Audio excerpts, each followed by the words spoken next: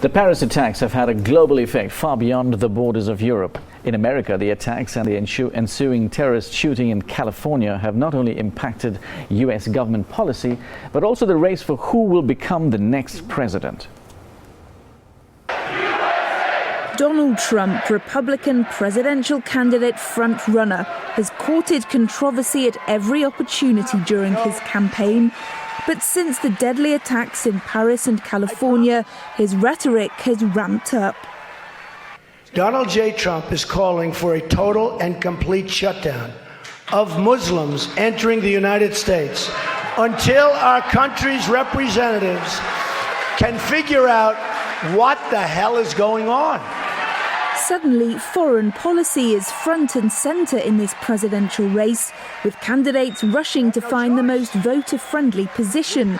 So how will that affect the politics of the campaign? It's very much on the minds of voters today, but so too is the economy, and that's been a persistent concern for many Americans. I'm not sure Americans are focusing on the specifics that Donald Trump has been saying, rather that here's somebody who's going to be strong when we have a president who many perceive as weak. But yes, I think it clearly will turn off some people, and it could hurt the Republicans next fall if they're perceived as being either anti-immigrant, anti-Muslim. I think those are things that the Republican Party has to be very concerned about.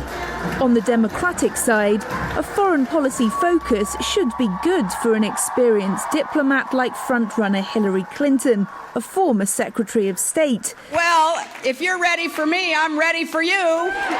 But it has its own difficulties, not least how to differentiate herself from the current president whose administration she served. Hillary Clinton's been talking for some time now about this idea of having a safe zone in northern Syria. And this is something that obviously President Obama has wrestled with for quite some time. It doesn't make it easy right now for President Obama to govern, and it makes it harder for Secretary Clinton to run the Democratic ticket with the support of the Obama base that she's going to need to get elected. There's no doubt whoever becomes the next resident of this House will face huge foreign policy challenges from across the world. And although foreign policy is at the centre of this presidential campaign right now, come Election Day in November, it may be that traditional domestic policies like the economy are what really matter to the American people. Kate Fisher, SABC News, Washington.